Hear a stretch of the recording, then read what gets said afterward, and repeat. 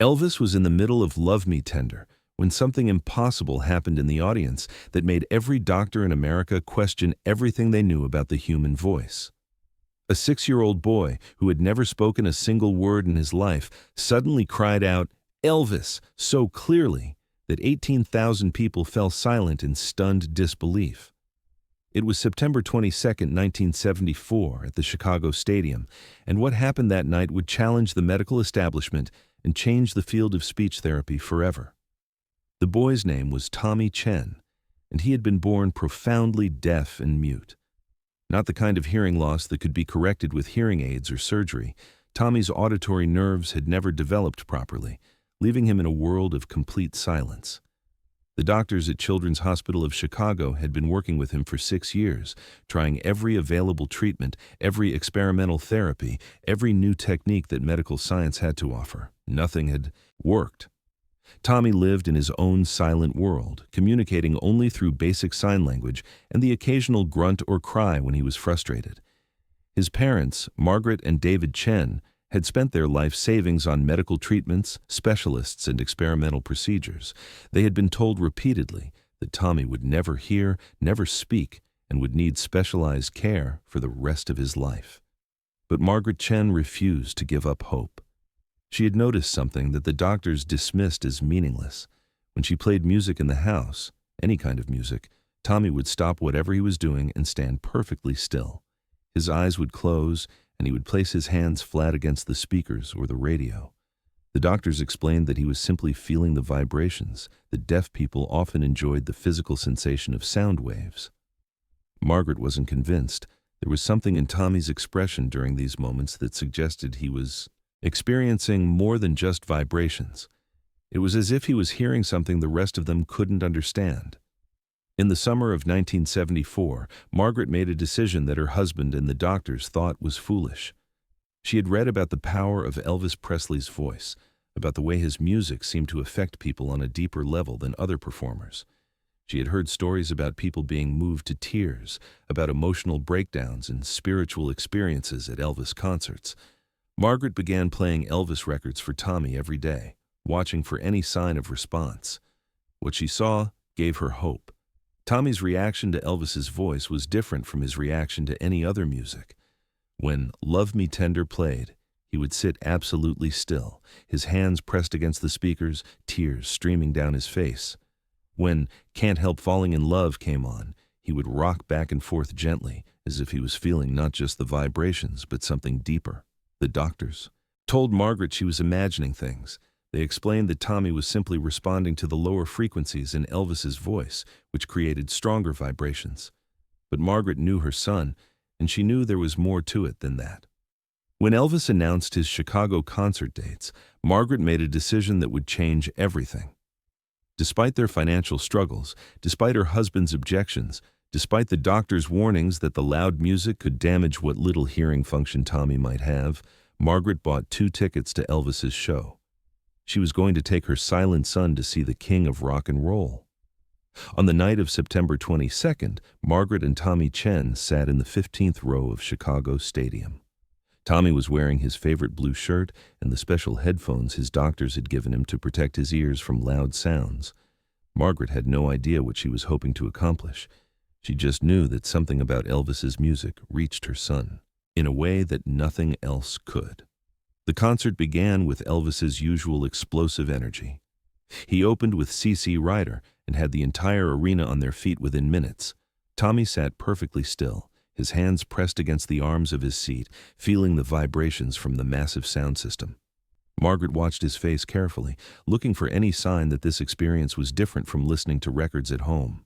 As Elvis moved through his set, Burning Love, Hound Dog, all shook up.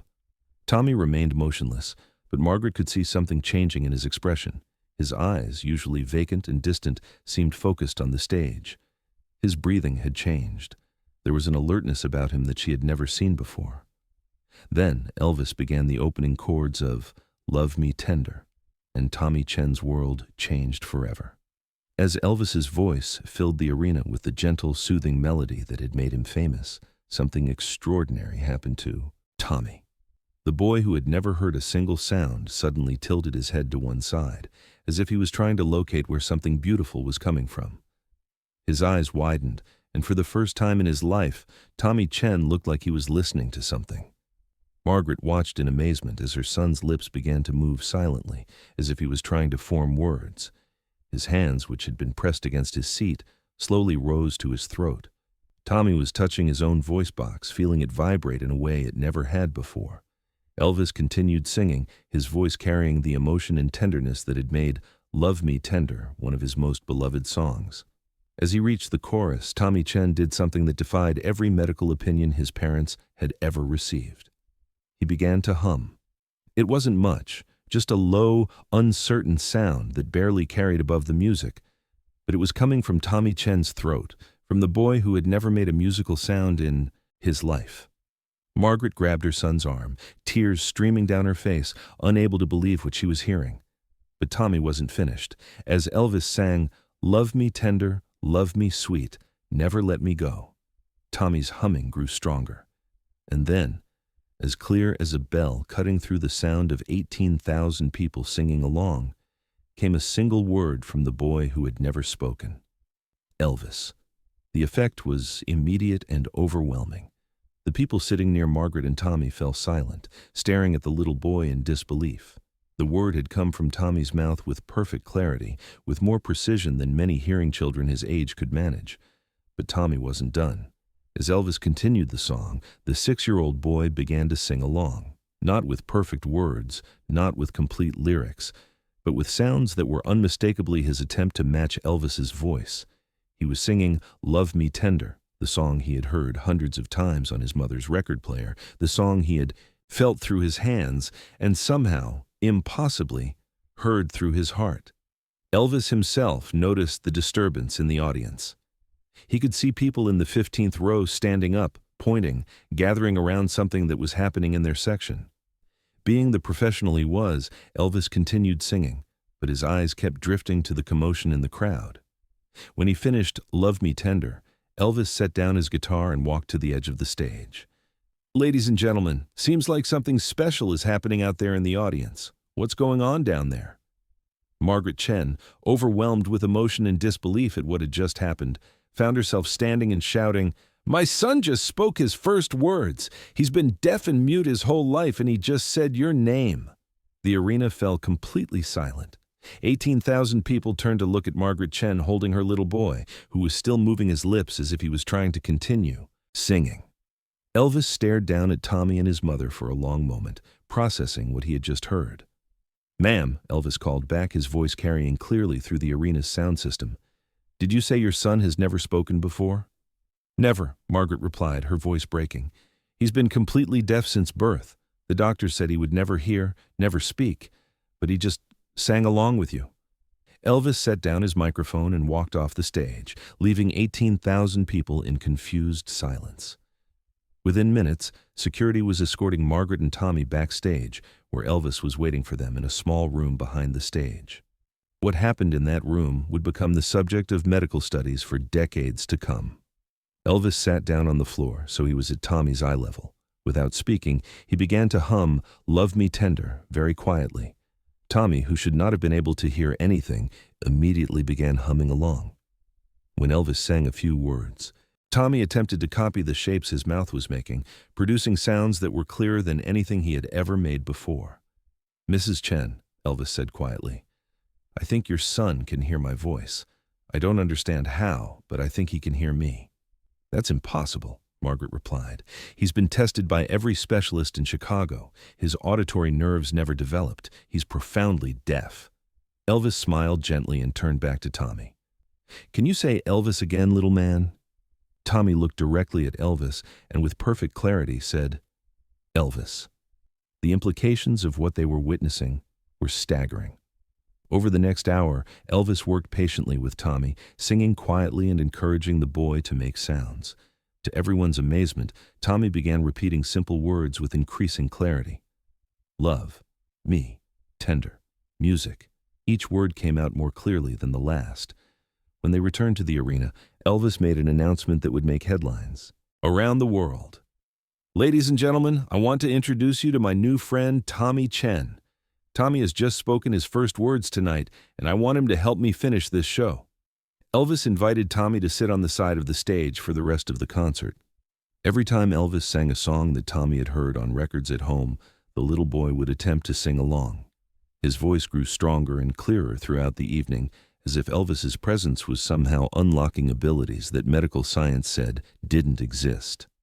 The story of Tommy Chen's miraculous breakthrough spread quickly through the medical community. Dr. Sarah Mitchell, the chief of audiology at Children's Hospital of Chicago, was contacted by reporters within hours of the concert. She initially dismissed the story as impossible, explaining that profound deafness could not be cured by exposure to music, no matter how powerful or emotional.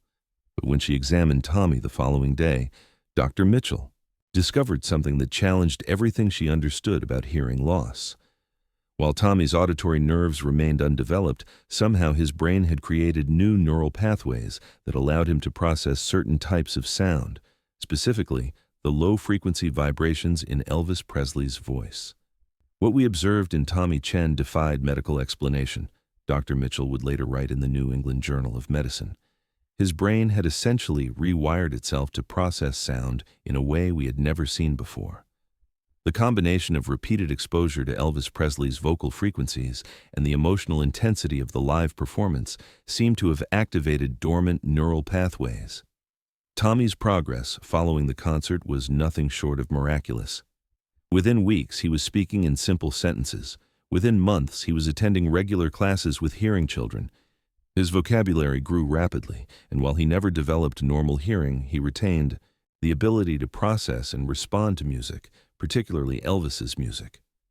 The medical establishment was forced to acknowledge that they had witnessed something unprecedented.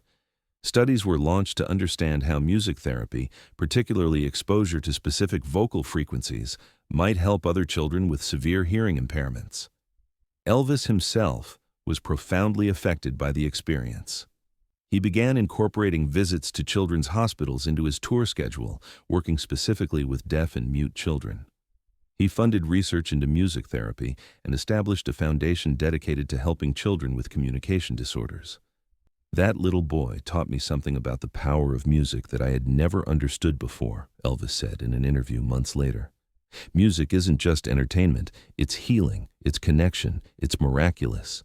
The Elvis Presley Foundation for Communication Disorders, established in 1980, became a leading advocate for using music therapy in treating speech and hearing problems. The Tommy Chen Protocol, a therapy technique based on repeated exposure to specific vocal frequencies, became standard treatment in pediatric audiology centers across the country. Tommy Chen grew up to become a music therapist himself. He graduated from Northwestern University with degrees in music therapy and audiology, dedicating his life to helping other children overcome communication barriers. Throughout his career, he would tell the story of the night Elvis Presley gave him the gift of speech. People ask me if I remember what it was like to hear Elvis's voice for the first time, Tommy would say in interviews years later. But the truth is, I think I'd been hearing it all along, just not with my ears. I was hearing it with something deeper, something that the doctors couldn't measure or understand. The medical community eventually classified Tommy's case as idiopathic sudden onset speech acquisition with musical trigger, but even that scientific terminology couldn't fully explain what had happened that September night in Chicago. The story of Tommy Chen and Elvis Presley became legendary in both the music and medical worlds. It demonstrated that the human brain's capacity for adaptation and healing was far greater than anyone had imagined. It showed that music could reach people in ways that traditional medicine couldn't touch, and it proved that sometimes the most powerful medicine isn't found in a hospital or a laboratory. It's found in the connection between human hearts through the universal language of music. Today, the Tommy Chen wing of the Children's Hospital of Chicago treats hundreds of children each year using music therapy techniques pioneered after that miraculous night in 1974. A bronze plaque in the lobby reads, "In memory of the night when music proved that miracles are real, and that sometimes the most powerful healing happens when we least expect it." The story reminds us that the human spirit is capable of extraordinary things when touched by love, hope, and the transformative power of music. Sometimes what we call impossible is simply something we haven't learned how to see yet. Sometimes the greatest breakthroughs come not from medical textbooks or scientific journals, but from the mysterious connection between a performer and his audience, between a song and a soul, between hope and healing. Tommy Chen never fully regained normal hearing, but he gained something perhaps more valuable. Proof that the boundaries we accept as permanent are often just the limits of our current understanding, and that music, particularly the music of Elvis Presley, has the power to reach places in the human heart that science is still learning to explore.